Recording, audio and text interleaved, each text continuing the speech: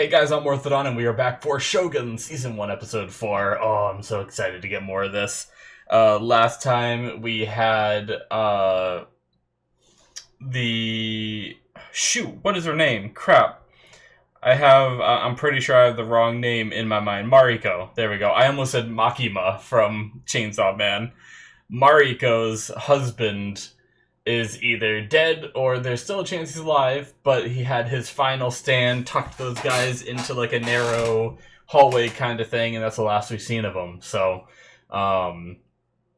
this show doesn't shy away from showing people get killed, so the fact that we didn't see it makes me think he's still alive, and then, you know, based on Mariko's smile at the end there, I feel like there's a little bit of something growing between her and John, so that could, you know, they wanted to add a little drama to this show. They could have something happen between them and then the husband show up again.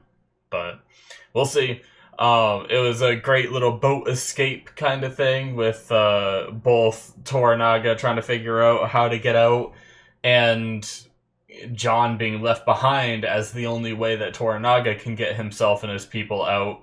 But John took that other boat and raced them through, managed to not get sunk by the blockade, and that was really great. Kind of earned the respect, I feel like, even more of Toranaga, and now they are together on this venture.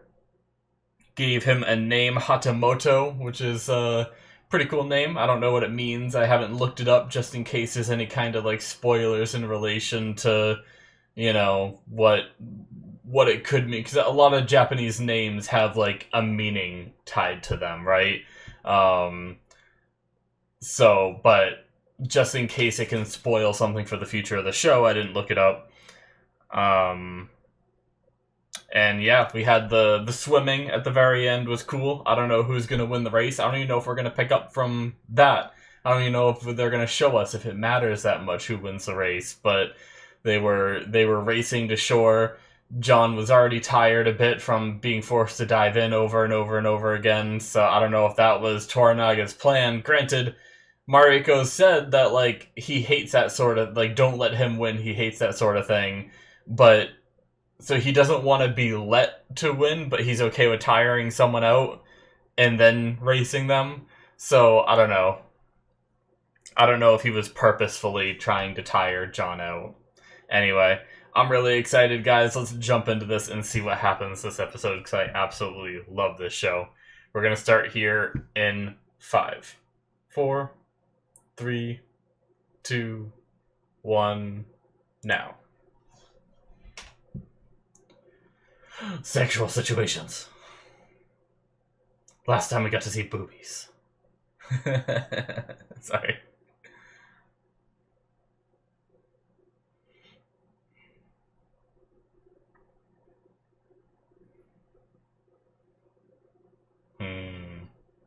That was an interesting scene, too.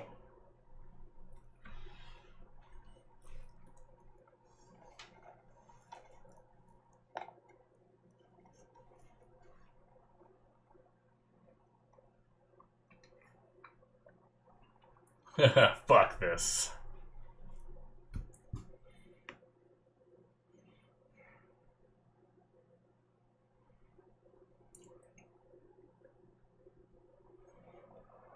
Yep, he's gonna get his own team for training. I just realized the look on Habushige's face was like...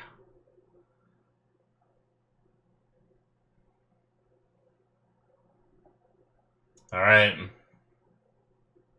Oh, cut to winter. Whoa. So, time skip?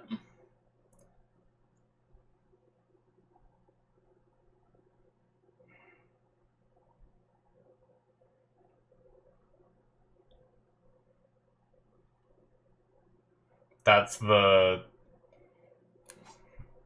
one guy that just looked over very concerned was the guy that leaked information, right?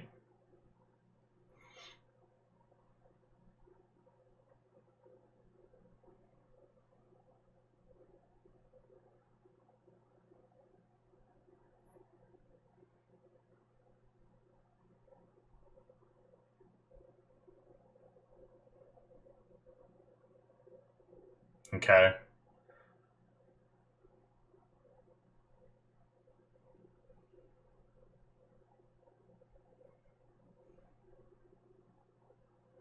Maybe it was already cold weather? Are they just getting here from when they escaped Osaka?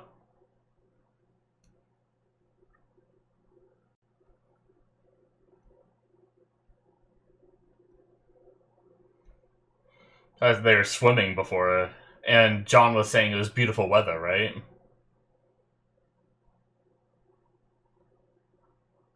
Alright, cool.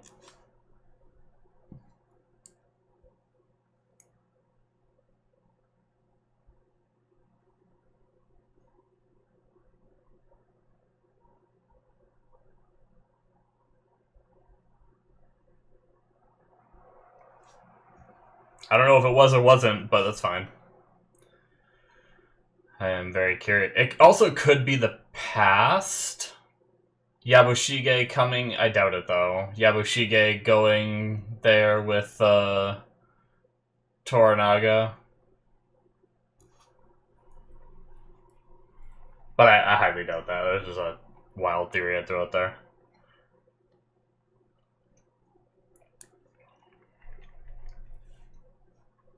Hmm.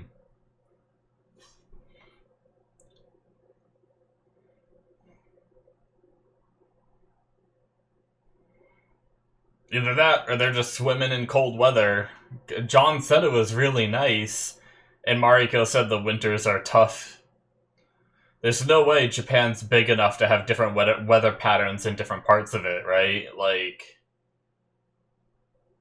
I don't mean like they can't have like rain somewhere and no rain somewhere. That's definitely possible. But I mean like different seasons, I should say.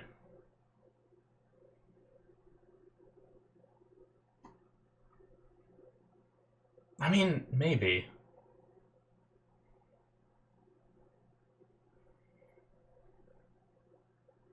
Basically, what I meant is how Texas is always warm, but like the East Coast can be very cold, while Central America is still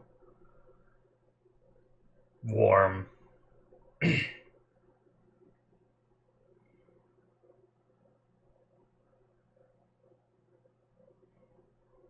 Oh.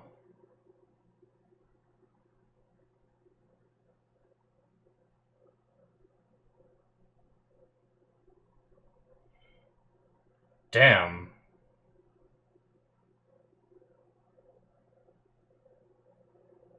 Serve a barbarian.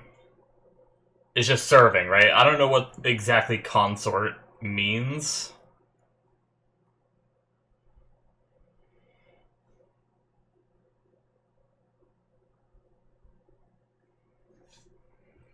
Damn.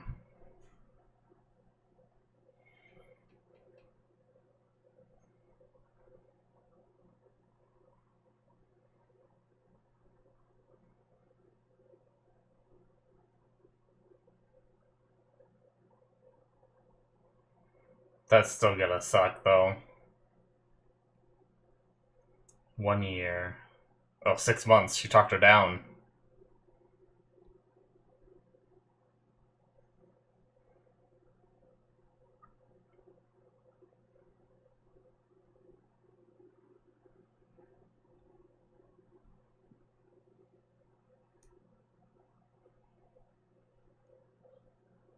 Oh, he didn't know. Wow.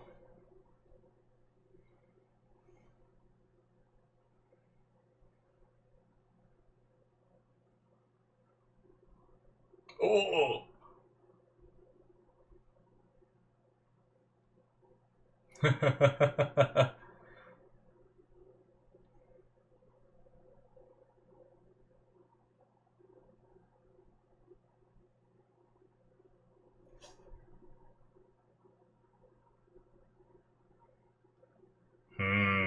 He has something planned, though.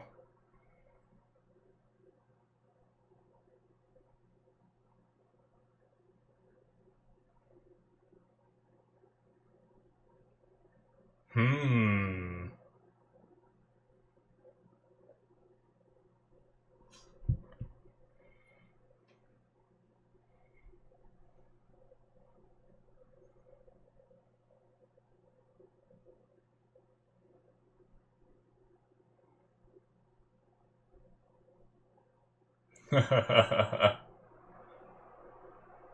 Yeah. Or, especially with Yabushige just hearing what he heard and this being his area, right? How many of the people could possibly be more loyal to Yabushige?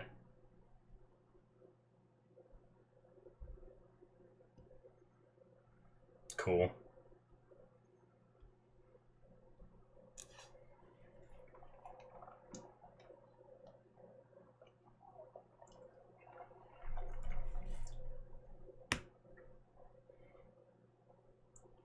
A lot of the young folk have that haircut. I wonder if it's something of like you cut your hair like that until you get to a certain age and then you grow out the top again.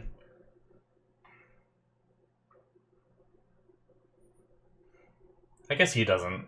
He's young.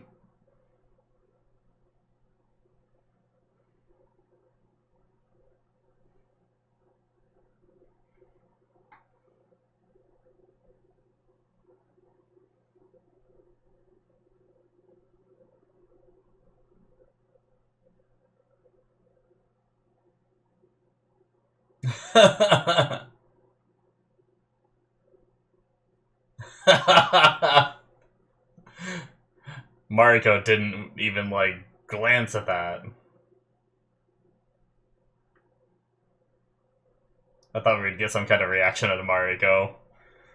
But probably good she didn't react, because he might be like, what did he say to me?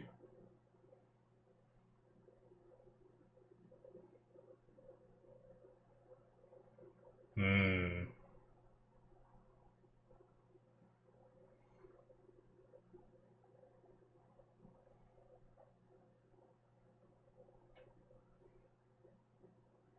While they're all still shouting his name.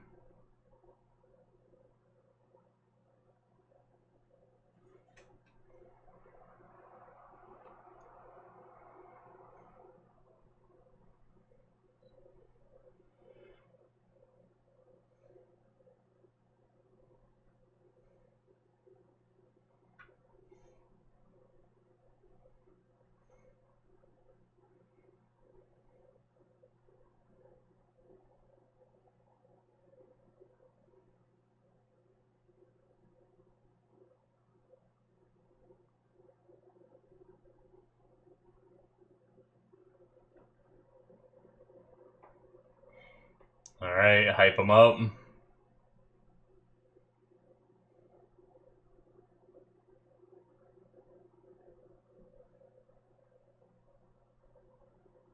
Nice.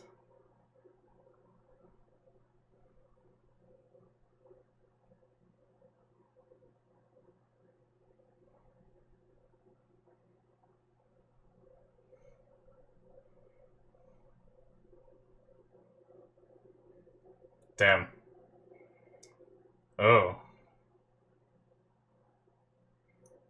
Yabushige almost seems like thrown off a little bit by the people yelling his name instead, like Toranaga instead of his own name.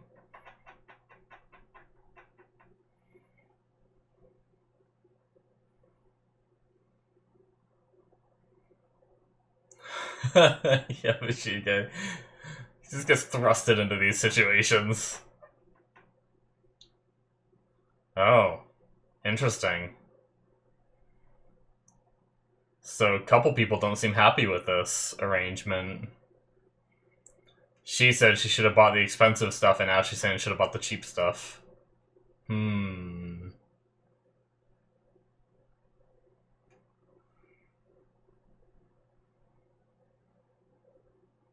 His people. He's hoping to find his crew. Are they being worked? Are they slaves?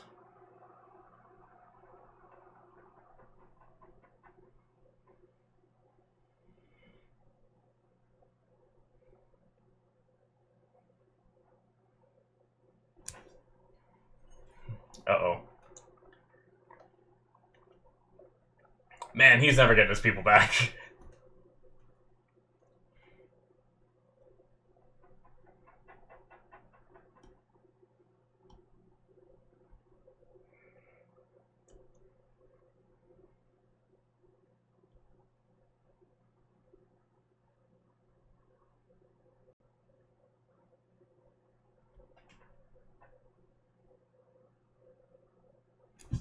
Uh...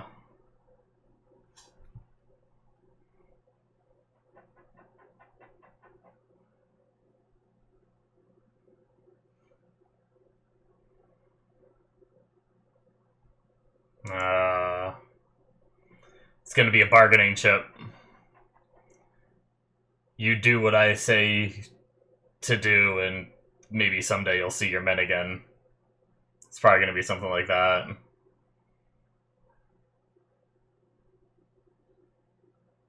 Yeah.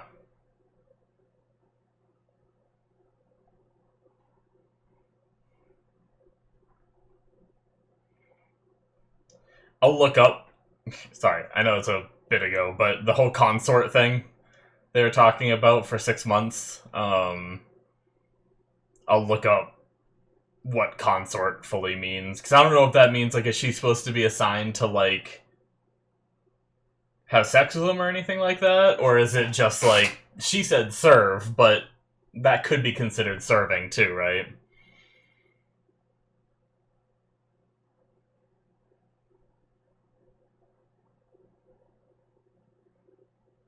Yeah, he's learning the honorifics.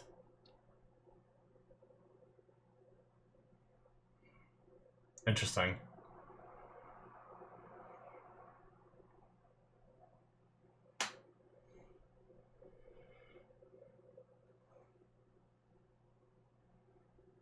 They're stepping on each little stone.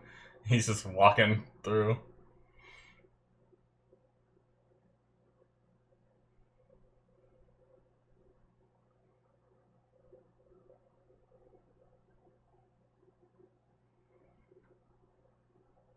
If she is sent to sleep with him, I bet he won't do it.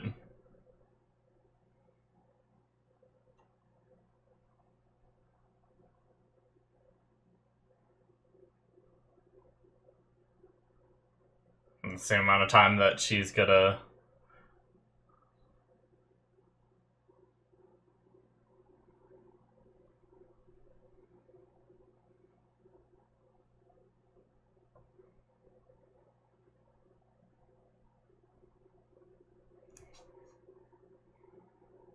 Hmm.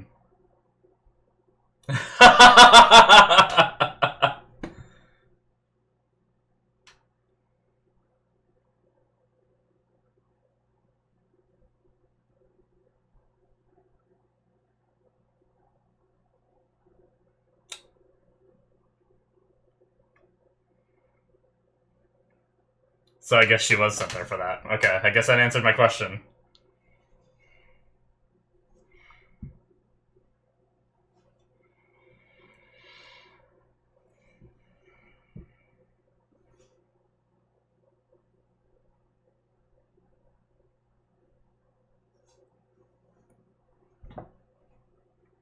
So Toranaga probably went off to do some stuff.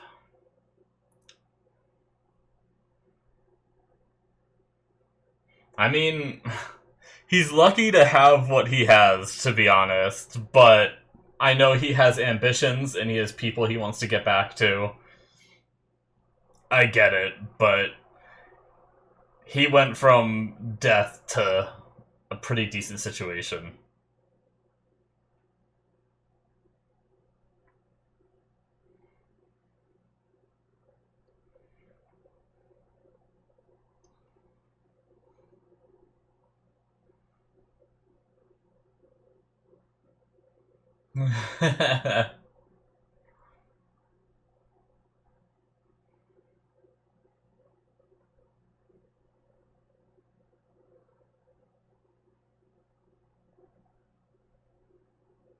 So he really is still trying to play Ishida's side, okay.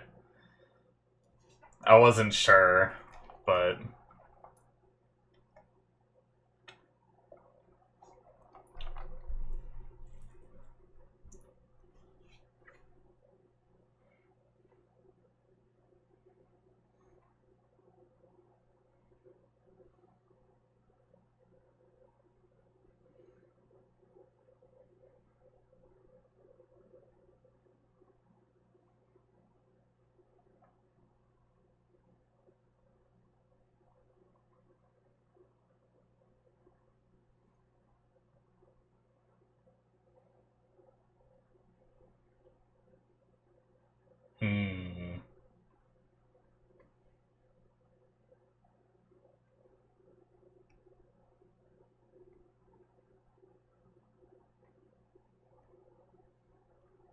They can't even talk to each other either.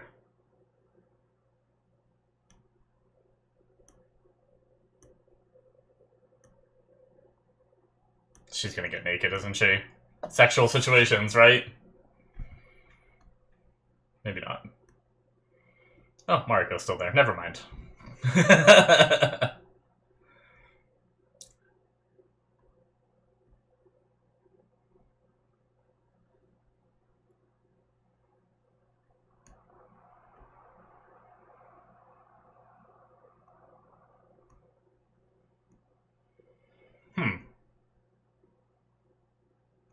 That's why they were stepping on every stone before.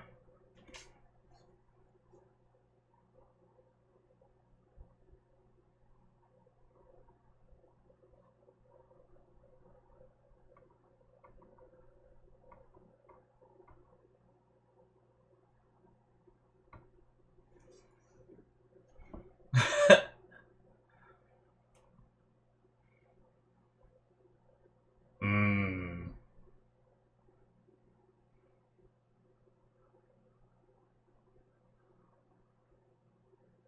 Their customs are tough, man.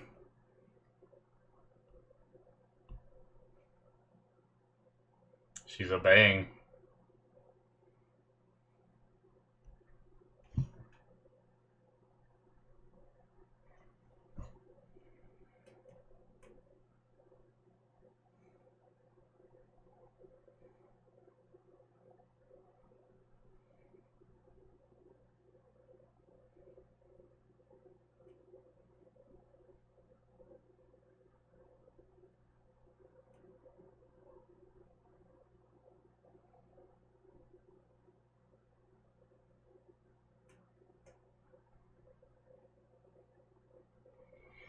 Yeah, she puts on a tough front, you know?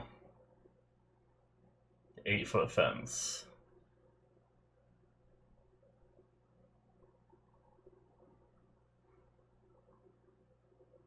Mmm. You put all the bad things behind it. Oh. Well, yeah, I guess same difference.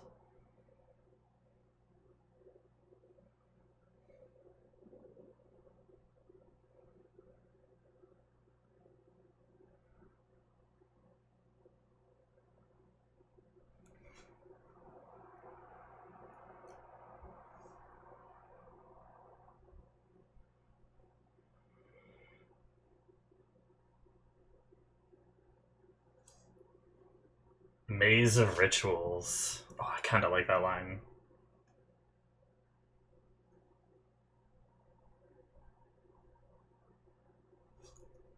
Wow.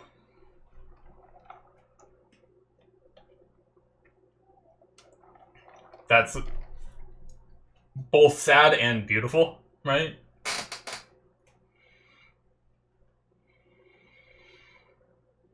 Is that his pistols? Oh shit. Okay. I'm surprised he was allowed to have those.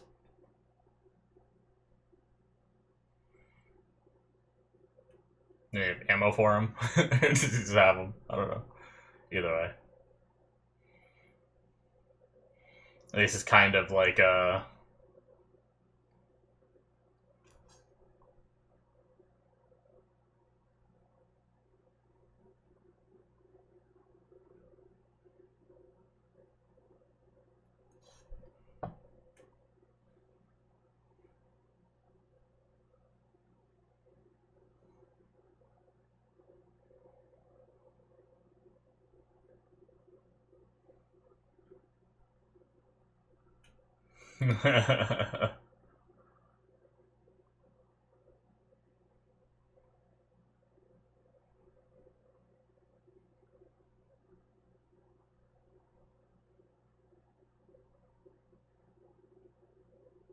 Mmm.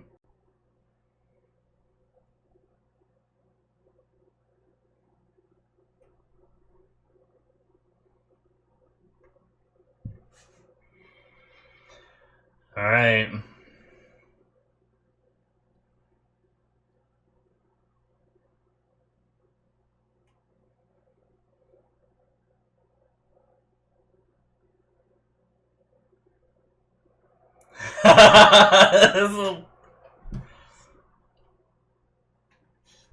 There was a little smirk from Mariko with what he just said.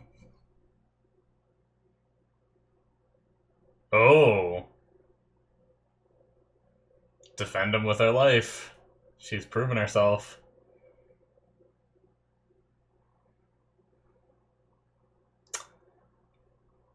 Is there a little bit of smile from her too?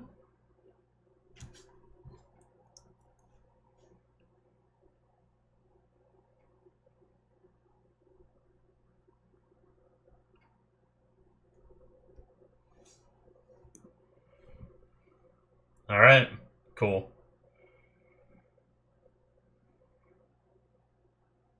I feel bad for Miss Fuji-sama, but I also don't think he's gonna use her that way. Like, I would feel way worse for her if he just, like, took advantage of the situation, you know, if he was more of a scummy person, but...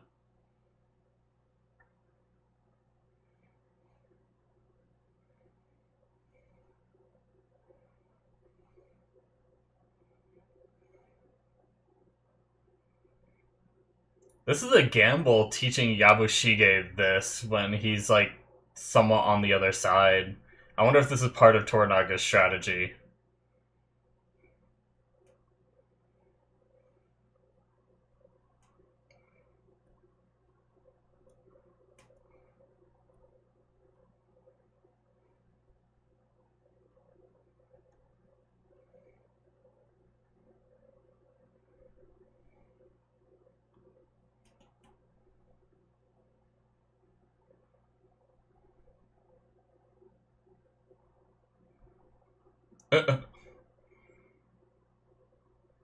She's not even translating.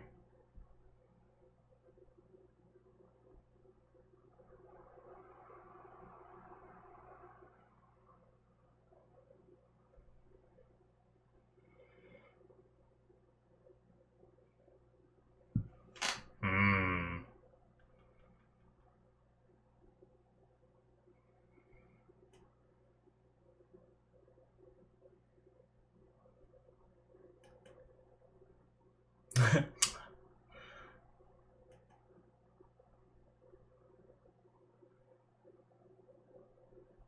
Hmm. He hasn't fought any.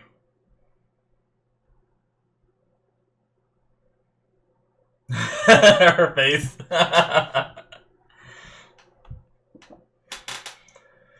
Oh, man. I wonder if Toranaga kind of knew this.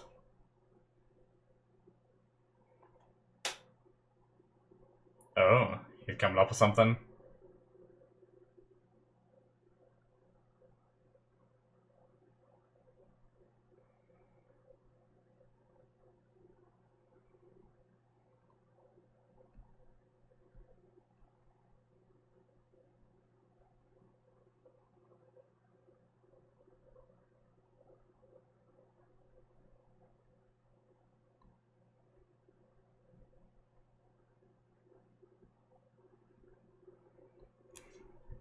Oh. Do they not know how these cannons work? Or how far they can shoot?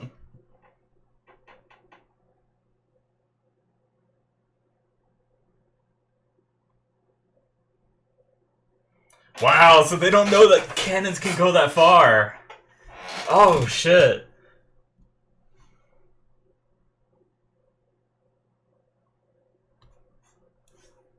Cannons are never accurate.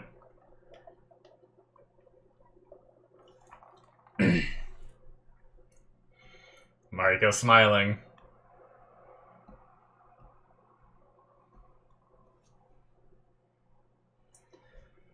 Damn. Damn.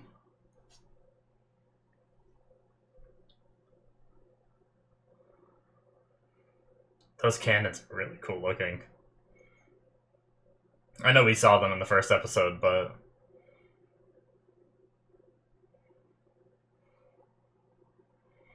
Man, he's good, too. Is she writing down what's happening? I wonder. Oh. That's gonna be pretty scary.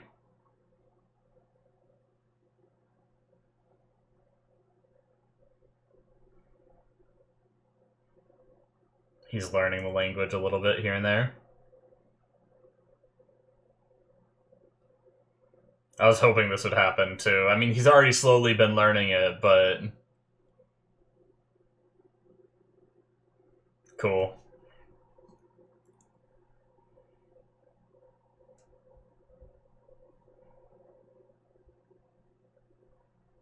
Can you reuse cannonballs?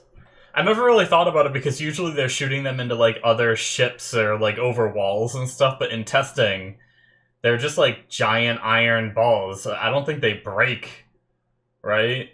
So could you just go collect them if you know where they fell? And reuse them? I was just thinking about their, like, ammo situation. I mean, they have guns themselves, so they know how to make gunpowder to be able to utilize them. Oh, is this his books that she was reading? Or looking at?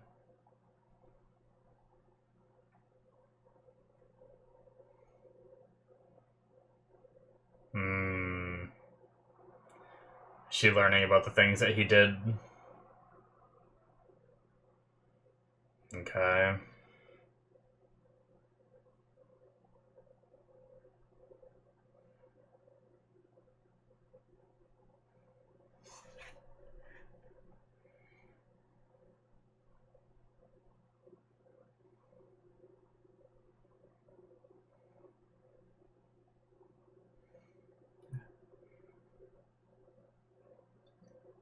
Do they know how to build ships?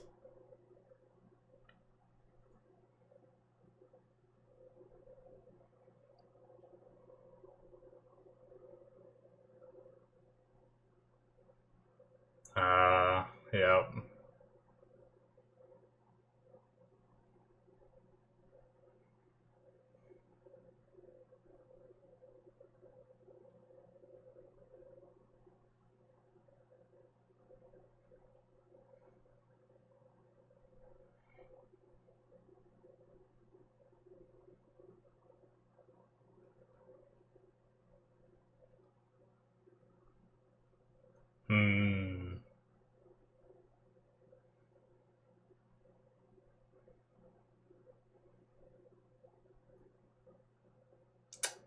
Yeah. Oh shit! Earthquake?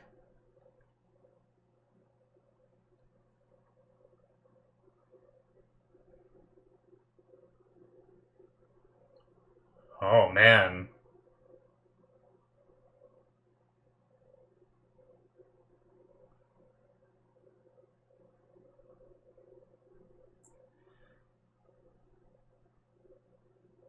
Wow, okay. Jeez. That's really interesting. I never really thought about it that way.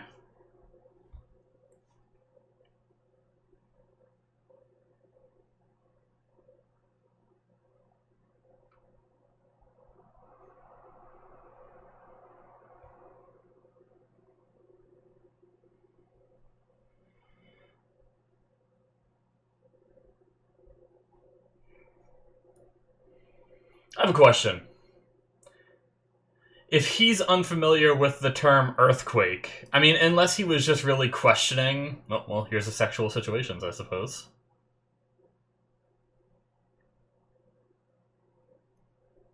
Oh, this is Kiku again. This is the same girl that was in the first episode, right? Do they just have that one person that they just bang?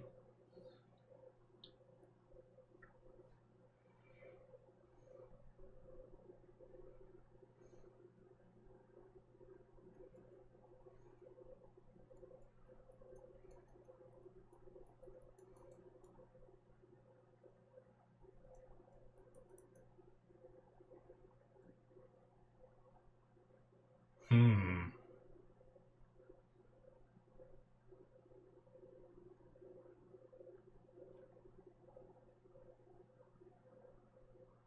Man, she's so in chaos, man. Is she trying to give ideas? I don't know. She's gonna put bad ideas in this guy's head and get him killed. Sorry, I didn't finish what I was saying, but if he didn't know what an earthquake was before this, then how do they have a word for it? I guess maybe they can happen in Portugal, but not where he's from, so there's a Portuguese word for it.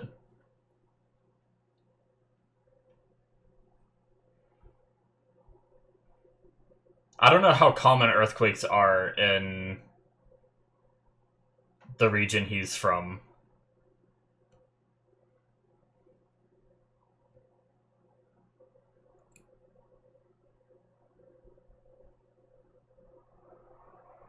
Is she taking notes as to like how he's teaching? Because she's always writing. Uh-oh.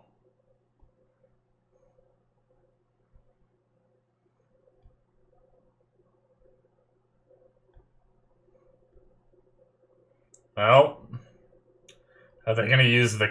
Oh, maybe they're not going to go right into a fight? Okay.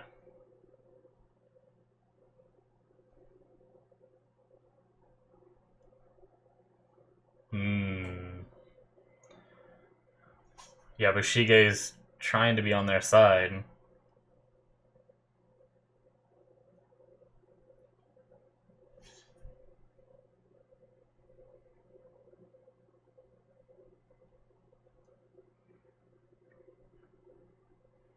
Oh. Accept the consequences. Oh, shit.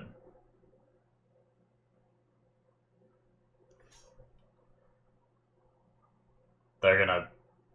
They're gonna kill him, aren't they? If he goes back.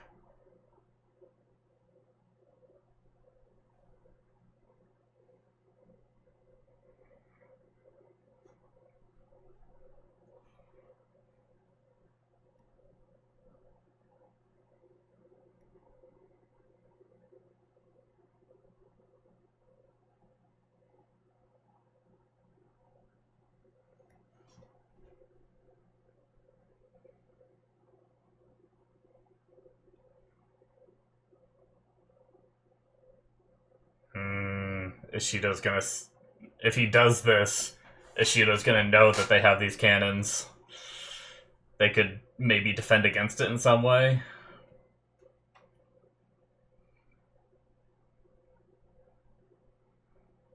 Oh, shit.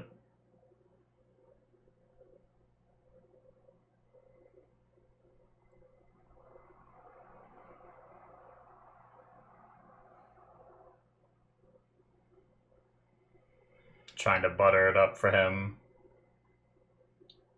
Jesus. A little bit of an insult there.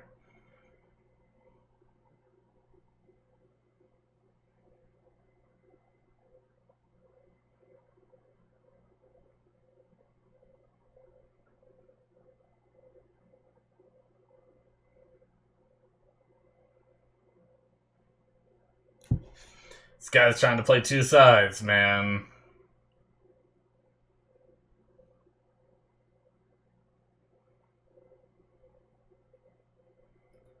I really want to know what Tornaga's up to. I really do.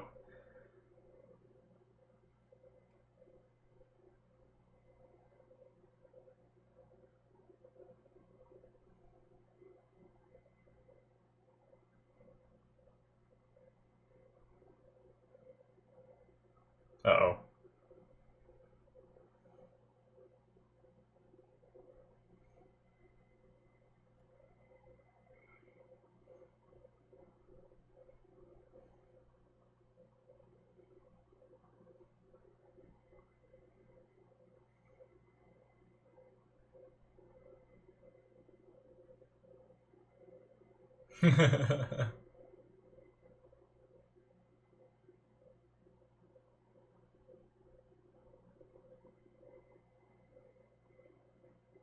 Natto.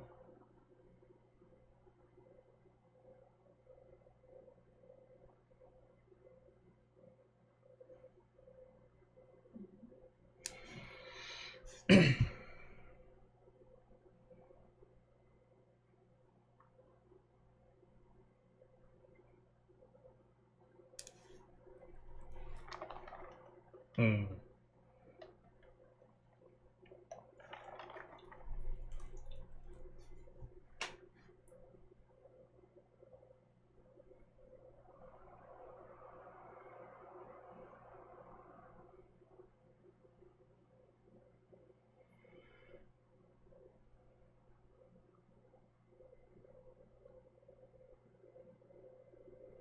Nice.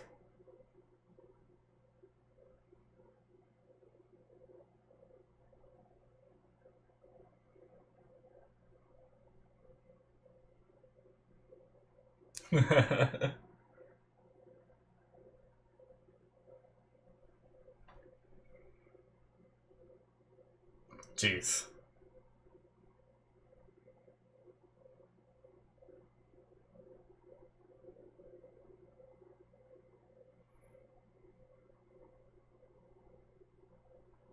Hmm.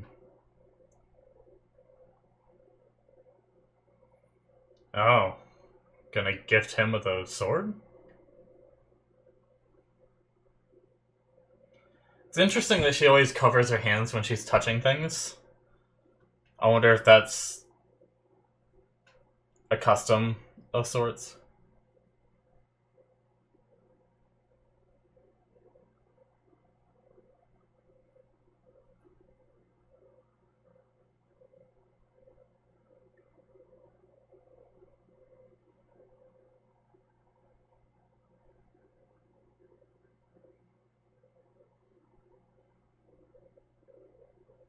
Damn.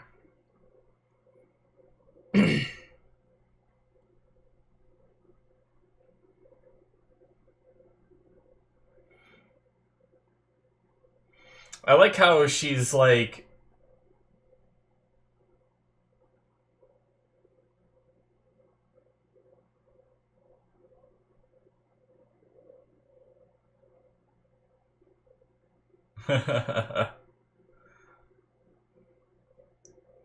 I'm gonna try the natto. I wonder what the big deal... I don't know what this dish is.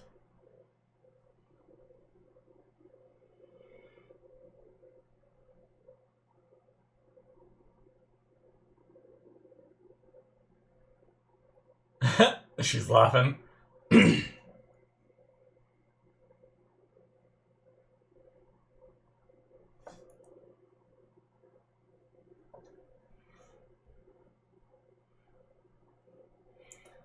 So what is it?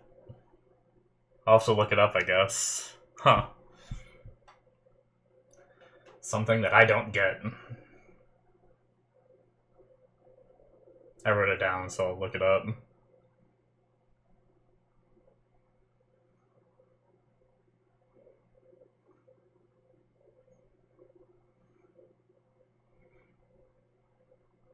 Yeah, he doesn't want to just have to call to his dad right away, right?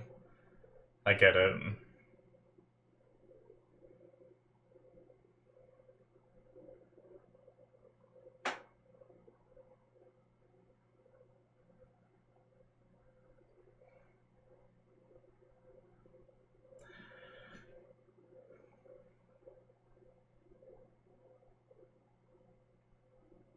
Damn. That's a... That's definitely a tough call, trying to figure out what the right thing to do is, right? Like, he doesn't have the experience his father has, but he wants to be able to make these moves like he does, right? But he doesn't know what the right move is, so he's kind of like choice paralysis sort of thing.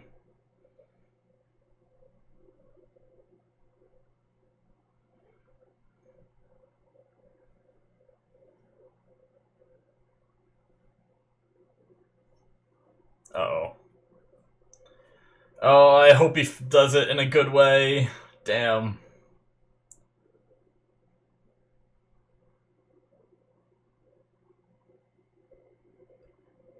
He's practicing.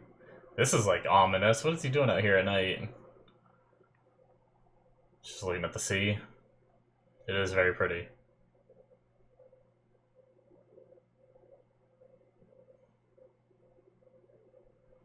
What are you doing, John? Swimming? Oh, jeez.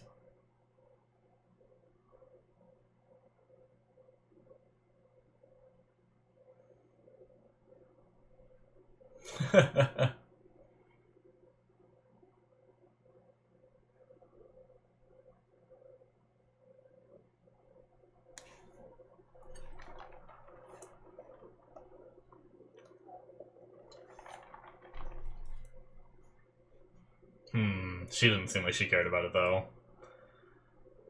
Is Mariko just still being respectful?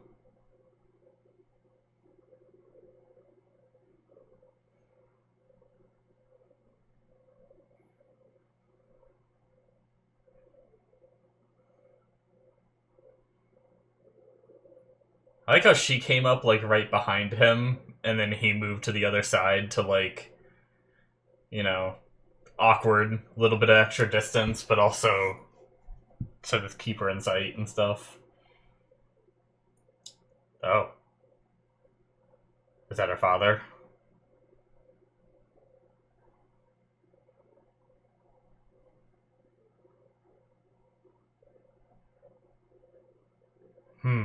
Oh shit. We're getting a little bit,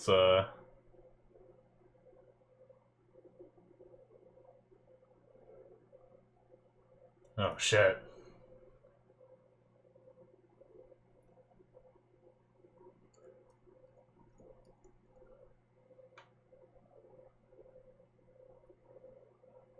I wondered if she'd had some kind of plan.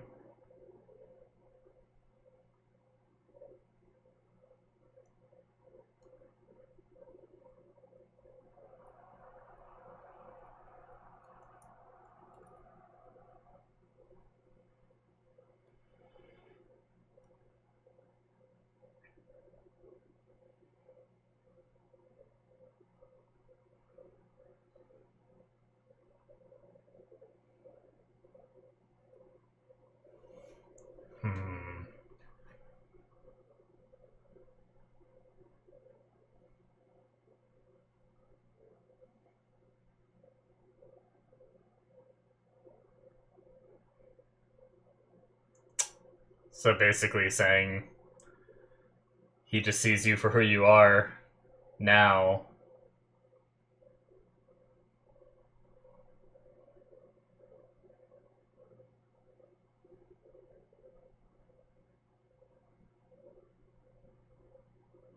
Oh. Okay.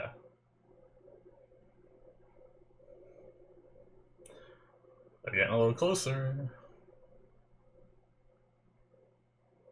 Uncomfortable at first, but then moves closer and puts his back to her.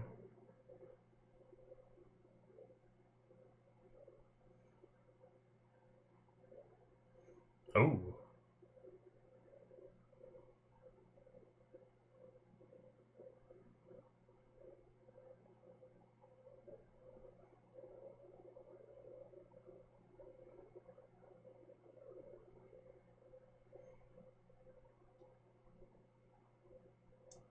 Do they know plays? Yeah. Okay.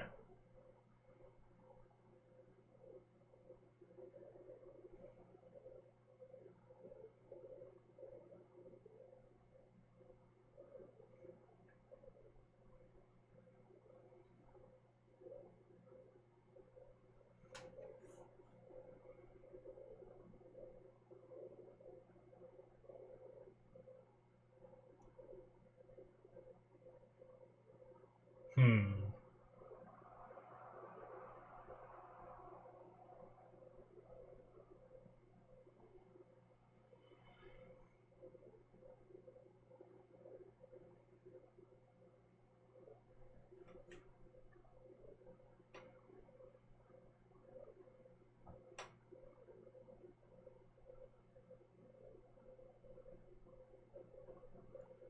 I ship the hell out of them. Damn. Kind of like the wall that she hides behind.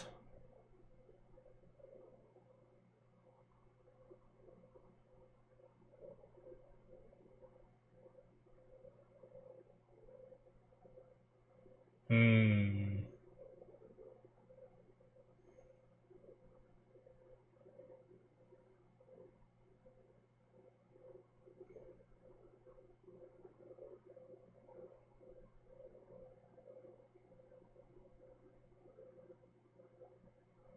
Man. It must be crazy because she, like, comes here and she reads about all the terrible things he's done, but then she talks to him, and I feel like she's like...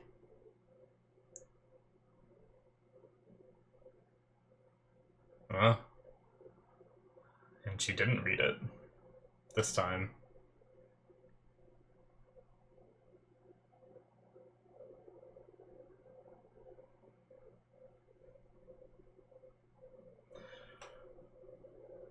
Alright.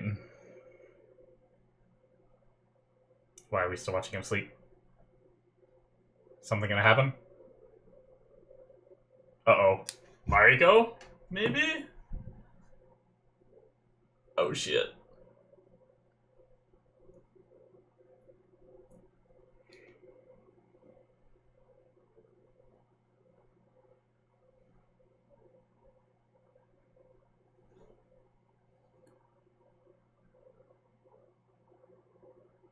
Skip Toranaga.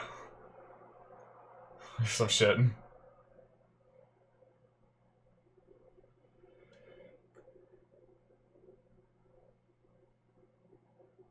Damn it, I can't tell.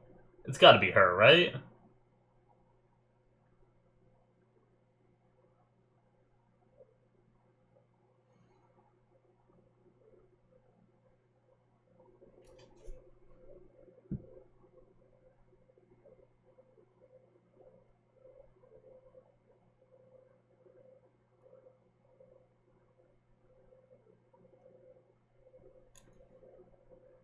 Yeah, I think it's her.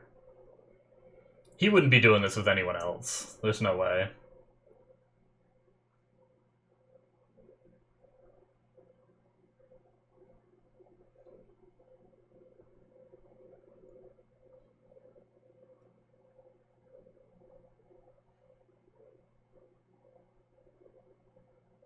Wakes up in the next morning and it's like not her.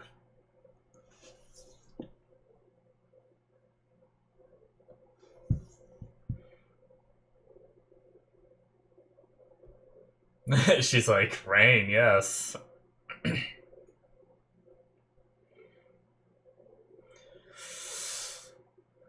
Awkward.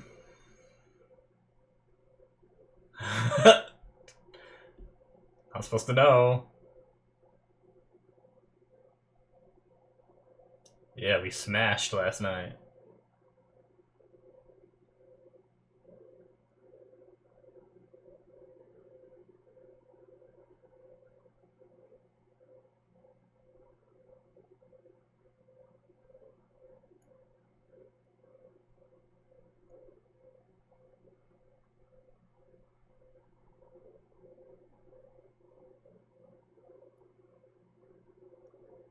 Figure it out, man.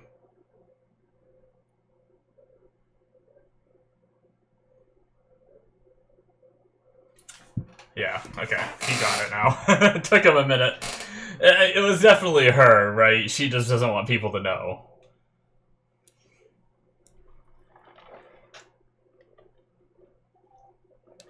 Demonstrate the cannons.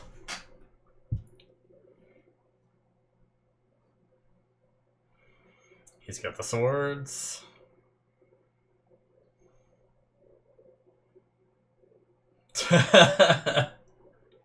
They're all talking about these bad omens for having him here.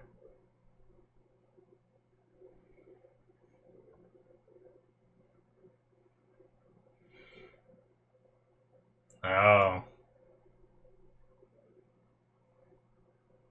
Is he doubting the capabilities of him?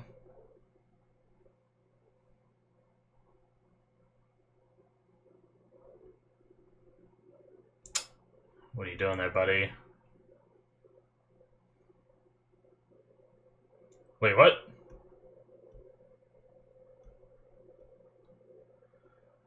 Oh boy.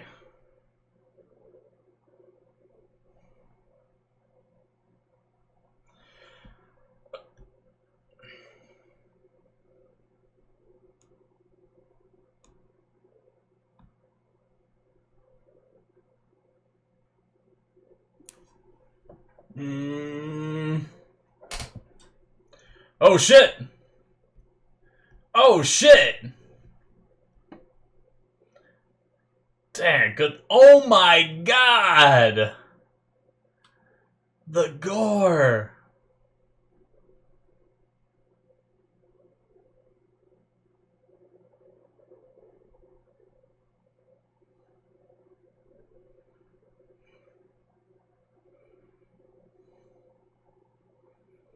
Damn.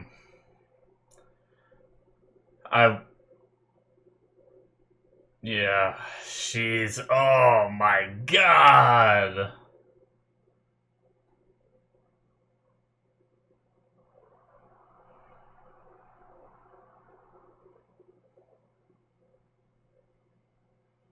Damn.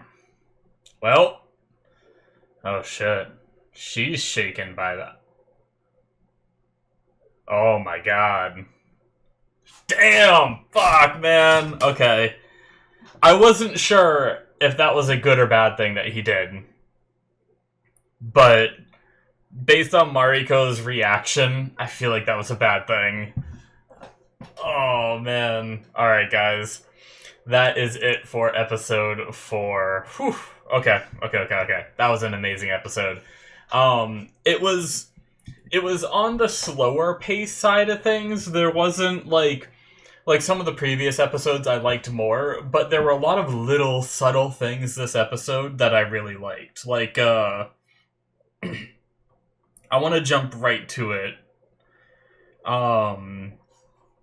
The whole conversation about, like, the 8-foot fence and the, like, she called it the maze of rituals. I like that wording because it really is true. Like, I mean, I guess, how can I put this? Every society has their rituals, right? Like, even us, like, we have a lot of rituals that if someone who has never heard of our country and never been there would be very confused by a lot of them too. But Japan does have a lot of, like, and maybe it's because Japan is kind of like a foreign country to me, you know? I watch a lot of anime, so I know, like, a good amount of the rituals, but they're still, like, not strange to me, but they're still so different from what we do here that I just really love the terminology of, like, maze of rituals, and that's kind of like what we're seeing John deal with is, like, you know, he kicked over the cup this episode. That was just another thing of him not fully, like, grasping that they, like, eat on the floor and they prepare the food on the floor and stuff like that. So he wasn't, like, keeping an eye out for that kind of thing. You know, it's just all these different rituals and, like, handing over the guns but carrying swords. So many different things that that he's having a hard time grasping, like having these consorts and stuff like that. And, like, I don't know, it was really an effective line. Like, I love the delivery of it, the way she worded it, and I felt like it was just a very memorable moment, I feel like, for me. The 8-foot fence conversation too, talking about how they learn at a young age to start building this, you know, this wall, and that way they can retreat behind it and they can be alone. So despite what you're seeing them say or what you're seeing them do, a lot of the times they're hiding behind this emotional wall where they don't have to, you know, it's basically just a hiding place for them to. And another way to look at it is, instead of hiding behind the wall, you could think of them like staying where they are, but just putting all their baggage behind the wall, right? It's a way to just escape from all of the things that trouble you. And I really like the delivery of it. I really like that conversation. I guess jumping, that was like kind of some of like the biggest things that I liked about this episode. Jumping back towards the beginning, I guess it doesn't seem like the snow was a time skip. I guess it's just, maybe it was already fairly cold when they were jumping in the water, right? Because like the previous and we don't really technically know how long it takes to sail from Osaka to where they were, right? Because the first time there could have been a time skip, right? Like we saw their trip and their trip went very quickly, but maybe that's not as fast as it really went, right? They could have been on that ship for a week or something. And so maybe it was like really nice on the day that they swam, and then it took them a week to sail there, and then, the weather cooled down a bit or something. It could be something like that, but I wanted to look up the actual definition of a consort.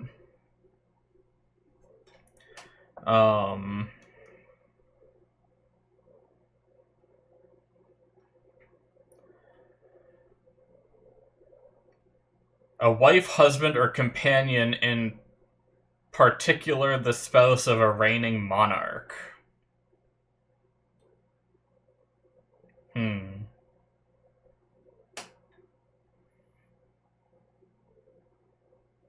Okay. Not as much definition as I kind of wanted, but I mean, from the episode, I got the gist of it. Like, the way that he said, I don't want to pillow her and stuff like that, means that he understood that that's what they were going for, in a sense. She's there for other stuff too, right? But I guess while I'm at it, I want to look up natto. See, I don't know if the natto from back then is different from the way it is now.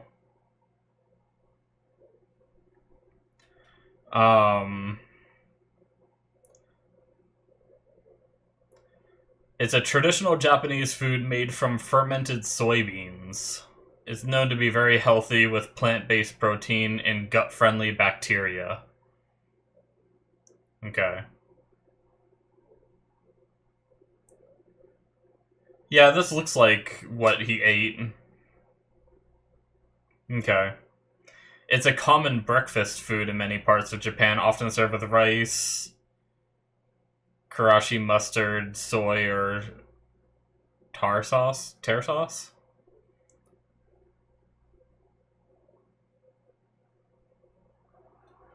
Okay. Interesting.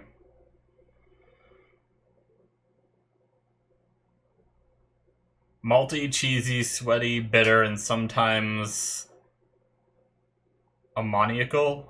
I don't know if I said that word right. Like a washed rind cheese? Okay. So basic, kind of like how he explained it, but I wonder why, was he not interested in the food that was put in front of him? Did he just want to, like, eat what they were eating? I wonder why it was so funny to them that he was eating it, right? Like, I mean, I guess it seemed like it's a very, like, nutritious dish. Maybe it's not... he's kind of like a lord of this house, right? So he's probably supposed to be eating better than the rest of them, right? Like, that's probably why his meal looked very fancy, whereas they're just eating fermented soybeans kind of thing. Maybe that's why Fuji was kind of like smiling a little bit, is because like he's so unfamiliar with the customs and he's like eating something of like a lower station or something like that. I don't know. It's just like kind of like what I'm extrapolating from the scene, but that was an interesting scene. Okay, one more thing. Sorry, guys. I'm trying to like learn all these things. I think I only have one more thing to look up, right? Yeah, one more thing. It's disrespectful to step on moss. I wonder, like, why. Disrespectful to step on moss. In Japan, it is considered disrespectful to step on moss because it is delicate and needs to be left undisturbed to grow. Moss is associated with beauty, simplicity, humility, and refinement. It also represents the aesthetics of wabi and sabi, which are concept of transience and imperfection. Okay, so yeah, so they just it's like flowers to us, right? Like you wouldn't just go and just step on a field of flowers, and destroy them. Essentially, it's in the same regard. But it's kind of crazy that in their culture, that's something that I never knew, that moss was. Maybe it's not so much these days. Maybe it's more of like a traditional thing. Like I don't know if people actively avoid stepping on moss in Japan in current times. I haven't seen that portrayed in any of the anime I've watched or anything. Granted, that's not really a detail that any anime would really cover unless it's like a more slower paced slice of life kind of thing. And maybe it's something that they already know, so they wouldn't address it to like the outside audience, you know? I don't know. It was just interesting to hear it, and I was wondering why. So, because I mean, I don't think there's anything like that here. I've always just walked right over moss if it's a thing. I mean, really, the only reason I wouldn't step on moss is because usually moss grows in more like moist areas, and sometimes if you step on moss, you can like mush it and you get like dirt in your toes if you're barefoot anyway. So sometimes I avoid it just for that reason, but not because of like a transient beauty sort of thing. But interesting. Good to know. Um, I was talking a bit about the whole like earthquake line and everything when the little baby earthquake happened. One, I loved what she said about the houses, and I'll get into that shortly. But one thing I was thinking of that I didn't really get to finish my thought. I kind of did. I kind of did talk about it, but the idea that do they have a term for earthquake? If not a lot of like, if he doesn't know what earthquakes are, how does she know the word for it? Right, the Portuguese or whatever language she was speaking word for it. Right, like unless maybe in London they don't really have earthquakes, so he never really learned how to say it in Portuguese, right? Like he seemed confused by it, but it also could just be like an earthquake is happening. Like maybe it's just so rare for him that it's something that he just doesn't even really think about. So like when it happened, he was like, "Baby Earth, what? Like that's happening? Like one of these is happening? I only like heard about these or something." It could be something like that. I don't know, but um, but getting to the line that she said about their houses being able to be built as fast as they can be taken down. That's really interesting because, I mean, a lot of these Japanese style houses are very simplistic. Like, and you could say it's because of and I was thinking about this before, right? Like, the idea that Japan has been around longer than our societies have, yet it does seem like, I mean, obviously there's places like Tokyo and stuff like that that are much bigger and grander now and everything, but like there is a lot of Japan that is like more modestly built, I feel like, and especially in this time period, it kind of made me wonder, like, if they've been around so much longer, you'd think they'd be like farther along, if that makes sense.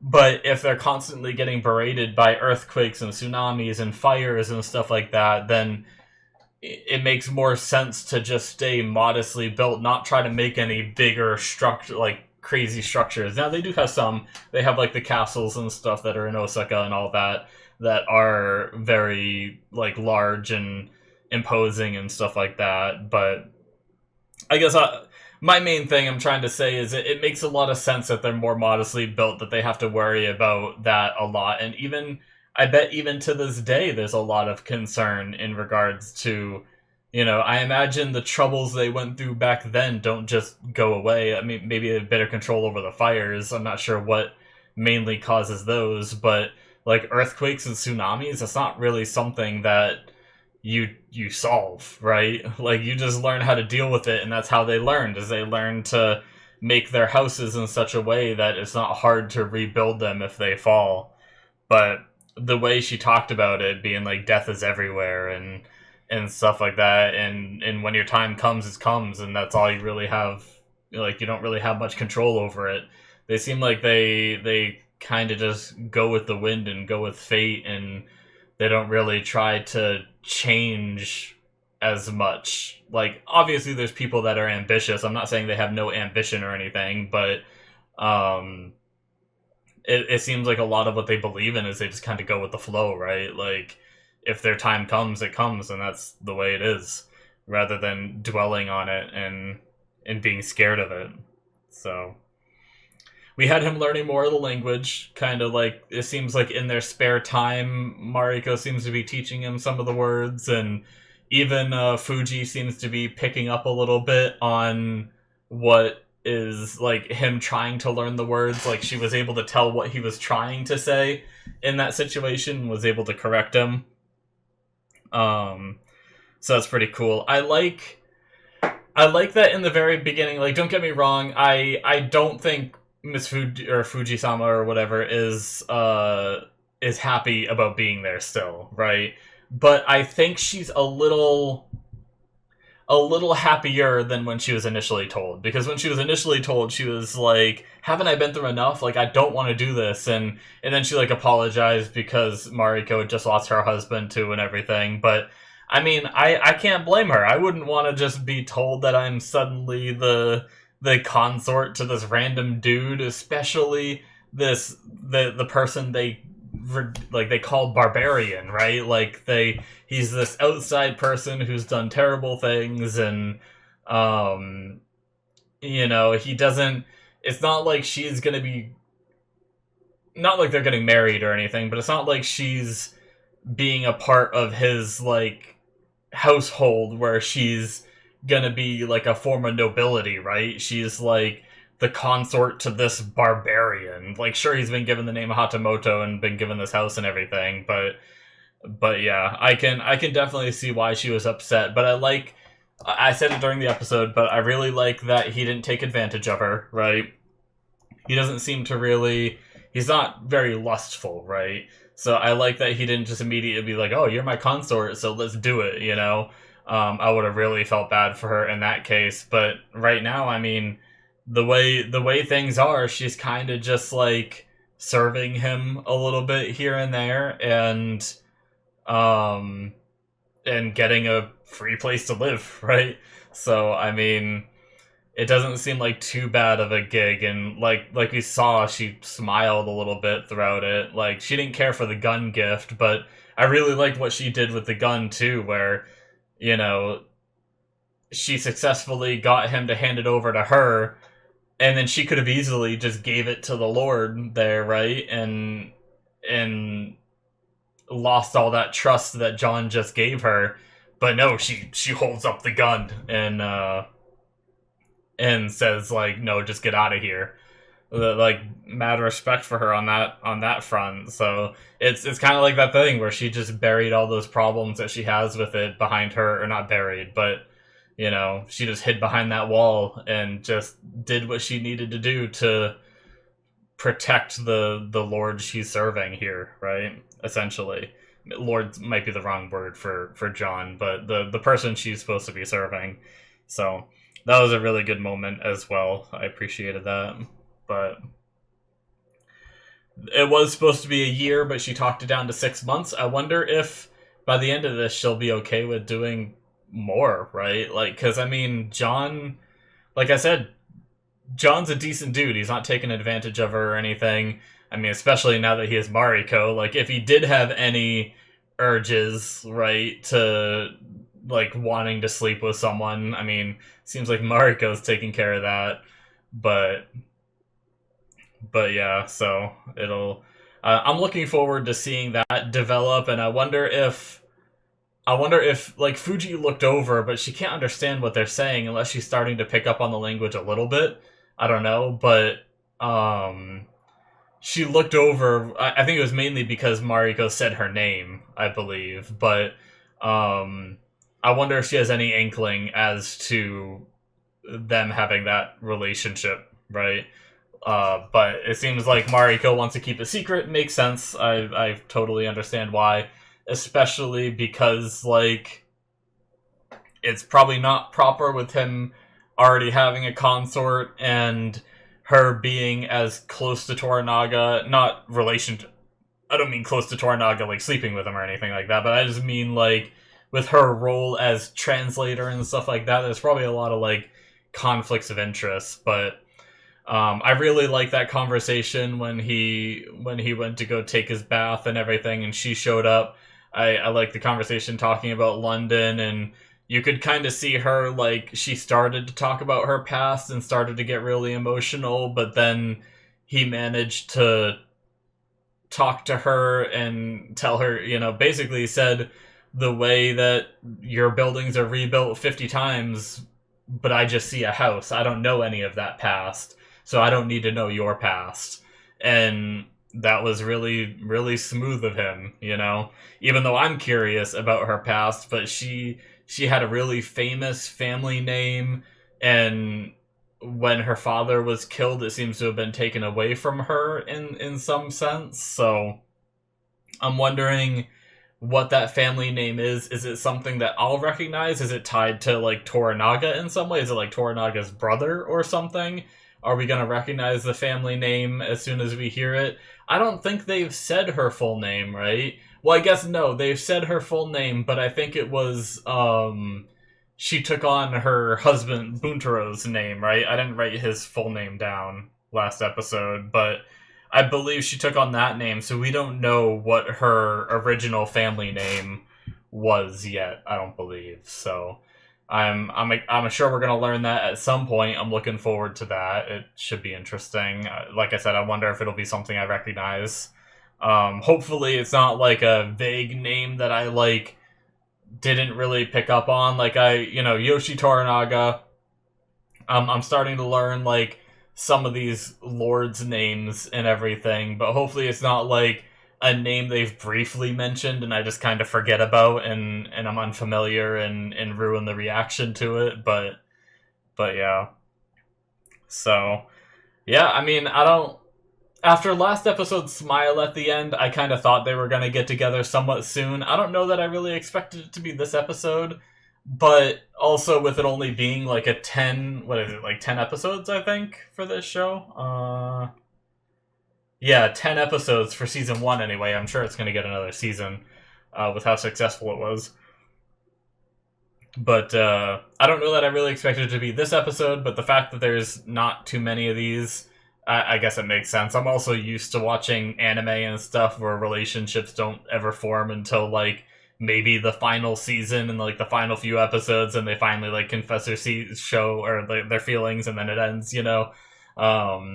Rarely do relationships like fully form in anime, so maybe I'm letting a little bit of that bleed over and stuff like that. But anyway, it was a really good episode. Like I said, slightly on the slower side, but there were a lot of topics of conversation that I really enjoyed. And then, I mean, I guess I didn't talk about it much, but the son making that choice to fire the cannons at Ishido's people. One, the fact that they just exploded into guts and shit was brutal as hell. That was insane.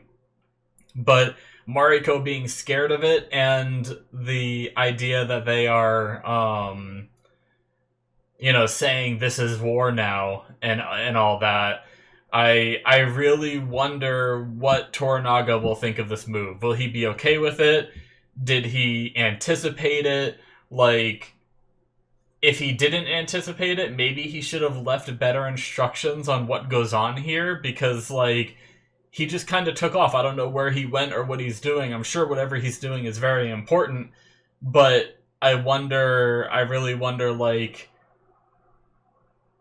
it's so hard for me because I don't fully understand the politics of this era, right? And it's Japan, so I also don't fully understand all of their customs. I have a general idea from watching anime and watching this show so far of like what some of their customs are, but not enough to be like, was this a good move for Toranaga's overall goal that his son just did? Or is this really bad for Toranaga, and Toranaga is going to be like pissed when he comes back? I don't know. I'm really looking forward to seeing that, because right now I just don't know really what to think of that move. So, anyways, yeah, it's gonna be it for me, guys. Hit that subscribe button if you enjoyed. Check out my Patreon if you want to see more. This was a Patreon show, so if you're watching this on YouTube, you can catch all the way through the rest of season 1 on there. And you can get whatever has replaced this show on there too as Patreon shows through that tier. There's also early access for my other shows, not for this one, but the early access tier will give you 2 episodes ahead to the shows that have access to that. So check that out if you're interested in more content from me. Links in the description, and it should be popping up on the screen. Thank you guys, and I will see you in my future reactions. Bye-bye.